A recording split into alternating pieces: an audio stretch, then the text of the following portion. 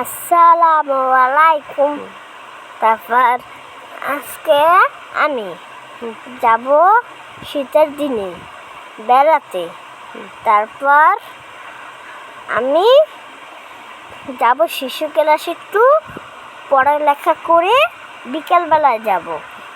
আজ আমি কি কাজ করেছি, আজকে আমি একটু খেলছি, খেলে ভাত খেয়ে একটু রেস্ট নিয়ে পার্কে চলে গেছি। পার্কে যেয়ে একটু স্পিড বোট, নৌকা আর একটু একটা ঘর আছে ওখানে উঠেছিলাম।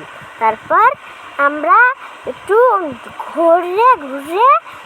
ঘুরে এসে বা একটু গেটটা বন্ধ করছে, বন্ধ করে ফেলে আমরা খেলতেই পারিনি, আলিফ আর আমি।